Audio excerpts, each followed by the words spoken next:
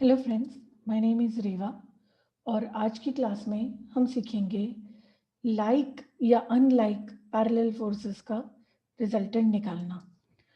तो without wasting any time, forces के कई सारे क्लासिफिकेशन होते हैं, coplanar, non coplanar, collinear, concurrent, और उसमें से एक क्लासिफिकेशन होता है पैरेलल फोर्सेस।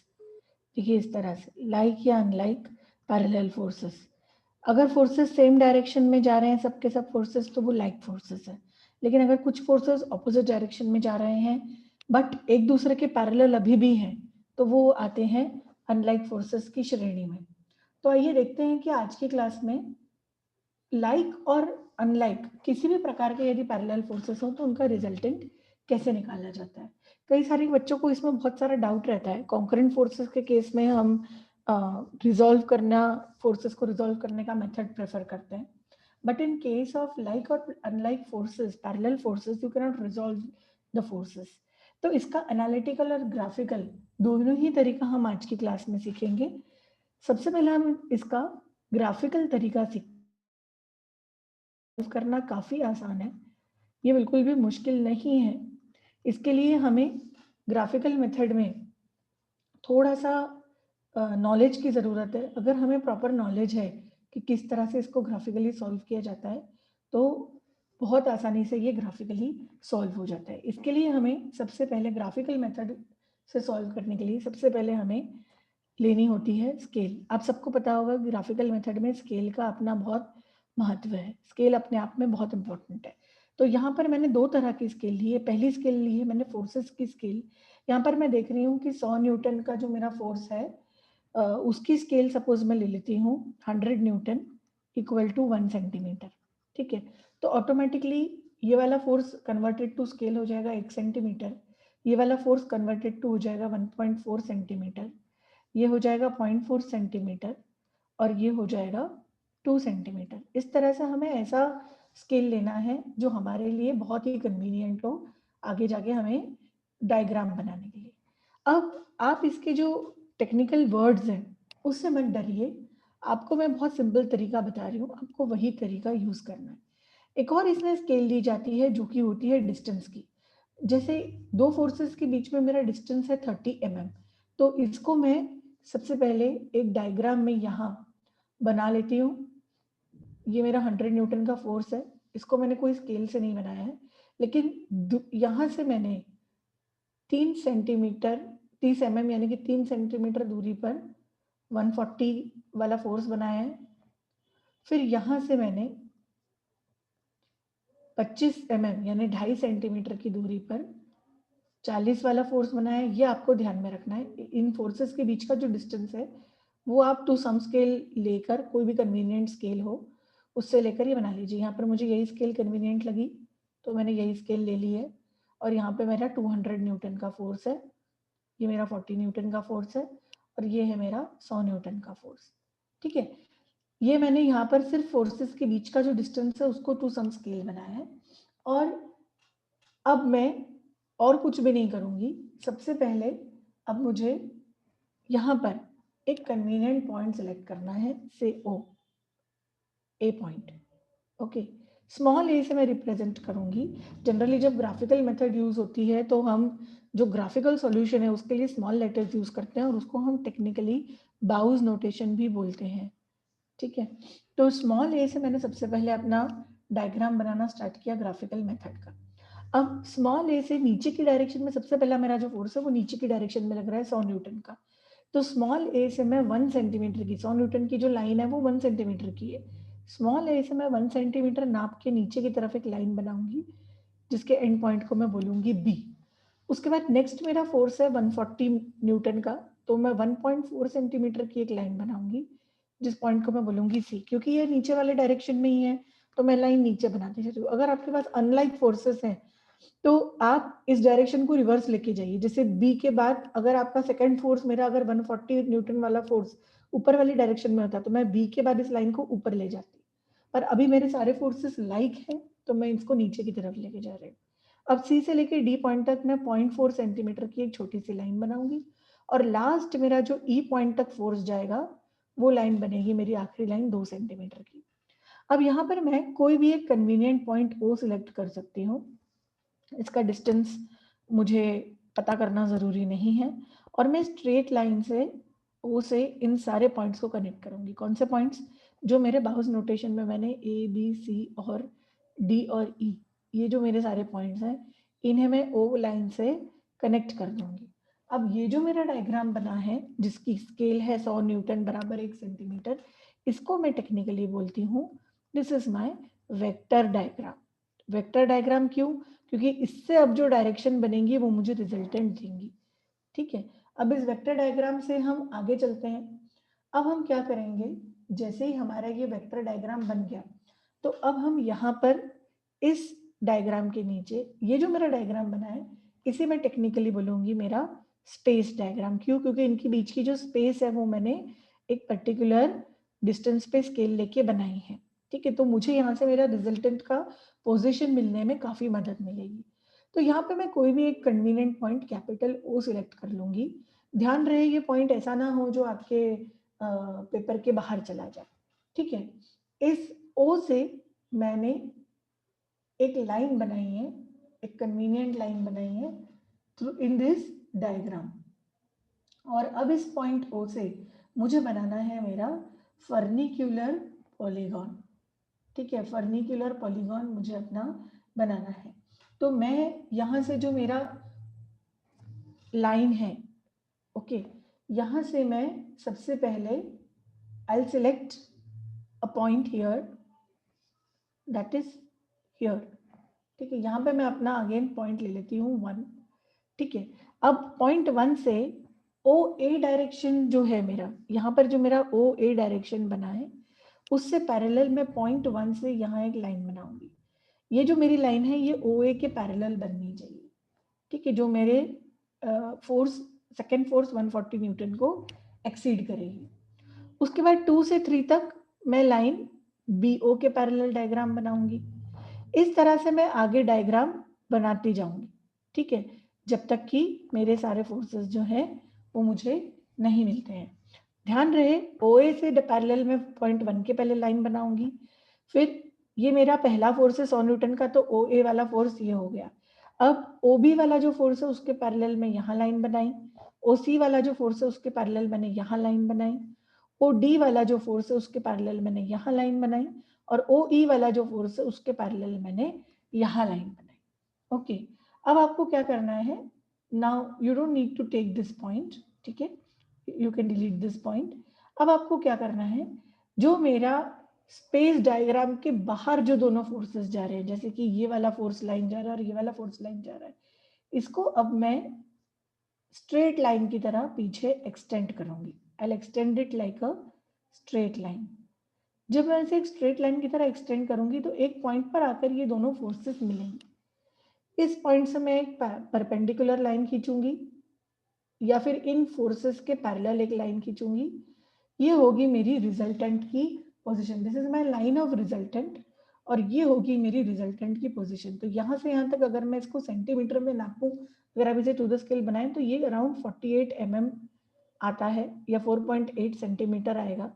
तो ये हो गई मेरे रिजल्टेंट की पोजीशन। और मेरे रिजल्टेंट की वैल्यू क्या होगी, जो पहला पॉइंट मेरा वेक्टर डायग्राम में है, जो वेक्टर डायग्राम में मैंने सबसे पहला पॉइंट बनाया है, वहां से लेकर जो मैंने वेक्टर डायग्राम में आखिरी पॉइंट बनाया है। ठीक है, अब अगर ये अनलाइक फोर्सेस है तो ये पॉइंट ऊपर नीचे भी हो सकते हैं। तो पहला पॉइंट और आखिरी पॉइंट, इनके बीच का डिस्टेंस अगर मैं नापूंगी, if I measure the distance between this, तो मुझे कुछ सेंटीमीटर में डिस्टेंस मिलेगा। उससे मैं इस स्केल में कन्वर्ट कर दूंगी इसे, तो मुझे न्यूटन्स में मेरे आर की वैल्यू मिल जाएगी। तो ध्यान रहे आर की जो पोजीशन है, जो रिजल्टेंट पोजीशन है, वो मुझे यहाँ से स्पेस डायग्राम से मिली और वेक्टर डायग्राम से मुझे इस रिजल्टेंट की मुझे मैग्नीट्यूड मिलेगा। वेक्टर डायग्राम से मुझे मैग्नीट्यूड मिला और स्पेस डायग्राम से मुझे आर की पोजीशन मिली। तो दोस्तों ये हो गया इसका ग्राफिकल मेथड। अब हम इसका एनालिटिकल मेथड भी देख लेते हैं कि एनालिटिकली इसे कैसे सॉल्व किया जाता है। तो हम ऐसा करते हैं कि वापस यही एग्जाम्पल लेंगे ताकि इसका एनालिटिकल मेथड आपको समझने में आसानी हो। ठीक है, तो मैंने वापस यही एक एग्जाम्पल लिया है। आई have taken up the same example, यहाँ पर ये 100 न्यूटन का फोर्स है, उसके बाद यहाँ पर ये 140 न्यूटन का फोर्स है, यहाँ पर ये 40 न्यूटन का फोर्स है और यहाँ पर ये 200 न्यूटन का फोर्स है। इनके बीच की डिस्टेंसेस बहुत इंपॉर्टेंट है जब हम ये बात करते हैं पैरेलल फोर्सेस की। तो ये 30 mm इसके बीच का डिस्टेंस है, इसके बीच का डिस्टेंस है 25 mm और इसके बीच का डिस्टेंस है 35 mm। इस तरह से ये तीनों डिस्टेंसेस मैंने ध्यान रखे हैं। अब दोस्तों मान लीजिए ये मेरा जो रिजल्टेंट है, अगर मैं इसको एनालिटिकली निकालूं तो ये तो बहुत ही कॉमन सेंस है कि सारे के सारे फोर्सेस डाउनवर्ड डायरेक्शन में लग रहे हैं, तो मुझे सिंपली इनको ऐड करना है। डाउनवर्ड डायरेक्शन में ये सब के सब फोर्सेस लग रहे हैं, तो अगर मैं इन चारों को ऐड करूंगी तो ये हो जाएगा 240 plus 40 is 280 plus 200 is 480 Newton. तो रिजल्टेंट तो मेरा 480 आएगा। अब मुझे इसका अगर डिस्टेंस निकालना है तो मैं क्या कर सकती हूँ, आई कैन अज्यूम कि मेरा रिजल्टेंट किसी एक पर्टिकुलर पॉइंट पे लग रहा है और ये पॉइंट में किसी भी जगह से इसका डिस्टेंस मान सकती हूँ। सपोज यहाँ से मैंने x डिस्टेंस माना, ठीक है। अब ये रिजल्टेंट मेरा अगर यहाँ से लग रहा है तो रिजल्टेंट पे लगने वाले लेफ्ट मोमेंट को मैं रिजल्टेंट पे लगने वाले राइट मोमेंट से इक्वेट करूंगी। तो सबसे पहला फोर्स है मेरा 100 न्यूटन का, मोमेंट होता है फोर्स इनटू परपेंडिकुलर डिस्टेंस। तो 100 न्यूटन के केस में फोर्स है 100 न्यूटन और 100 न्यूटन का डिस्टेंस मेरे रिजल्टेंट से आएगा ये 30 mm और ये 100, तो 30 plus x, 30 mm plus x। फिर 140 न्यूटन मेरा सेकेंड फोर्स है, इसका डिस्टेंस मेरे रिजल्टेंट से है x। ये हो गया मेरा LHS, रिजल्टेंट के लेफ्ट हैंड साइड में लगने वाले फोर्सेस। अब हम रिजल्टेंट के राइट हैंड साइड में लगने वाले फोर्सेस का मोमेंट लेंगे। सो राइट हैंड साइड में सबसे पहला फोर्स मुझे मिलता है 40 न्यूटन का, ये पूरा का पूरा 25 न्यूटन है, तो इसका डिस्टेंस यहाँ से आ जाएगा 25 माइनस x। और ये वाला जो नेक्स्ट फोर्स है ये है 200 न्यूटन, इसका डिस्टेंस आ जाएगा 35 प्लस 40 वाले का डिस्टेंस यानी कि 25 माइनस x। तो फ्रेंड्स अगर मैं इस इक्वेशन को पूरी तरह से सॉल्व करूंगी तो मुझे यहाँ पर x अप्रोक्सीमेटली 4.8 mm ही मिलेगा। ओके, तो इस तरह से हम इन फोर्सेस का रिजल्टेंट निकालते हैं through graphical as well as analytical method. तो आइए अब हम एक अनलाइक फोर्सेस का भी क्वेश्चन कर लेते हैं क्विकली, ताकि आप लोगों को और क्लियर हो कि कैसे इसको ग्राफिकली और एनालिटिकली सॉल्व किया जाता है। So friends, here I have unlike forces with me. Suppose this is 10 kilonewton, this is 20 kilonewton and this is 30 kilonewton. So analytically अगर मैं देखूँ तो 10 kilonewton का फोर्स डाउनवर्ड लग रहा है, 20 का अपवर्ड लग रहा है और 30 का डाउनवर्ड लग रहा है। तो नेट फोर्स मेरा जो आएगा वो आएगा 20 kilonewton इन डाउनवर्ड डायरेक्शन, ये एनालिटिकली आएगा। अब मुझे ये जो नेट फोर्स लग रहा है या रिजल्टेंट लग रहा है इसकी पोजिशन भी मुझे निकालनी है। तो पोजीशन निकालने के लिए again we use the method of moments. अब अगर इनके बीच का मेरे पास कोई डिस्टेंस है, सपोज ये है 25 mm और ये है 30 mm, ठीक है। तो मैं ऐसा मानती हूँ कि मेरा रिजल्टेंट अगर यहाँ कहीं लग रहा है and that too in downward direction, तो मैं क्या कर सकती हूँ, I can equate the moments on the left hand side as well as the right hand side. तो आइए मैं इसको देखती हूँ, ये इस डिस्टेंस को x मान लेती हूँ। तो on the left hand side it is 25 into x,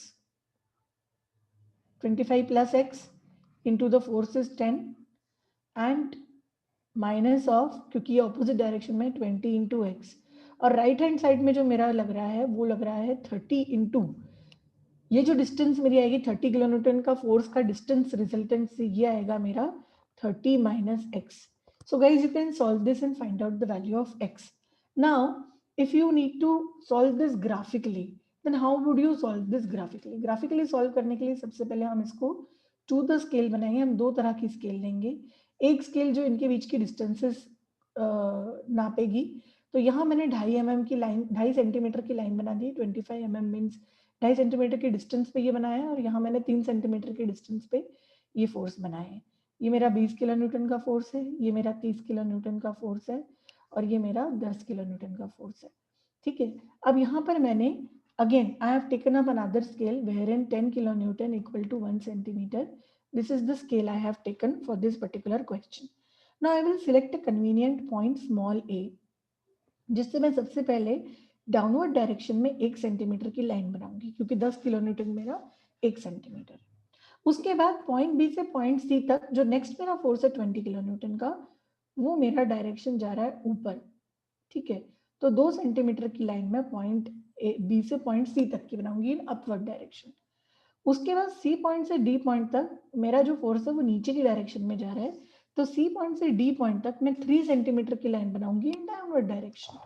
अब मैंने सिंपली पॉइंट ओ लिया, एक कन्वीनियंट पॉइंट ओ लिया, और मैंने सारे सी, पॉइंट ए, पॉइंट बी और पॉइंट डी, ये सब मैंने इस कन्वीनियंट पॉइंट ओ से जोड़ दिए।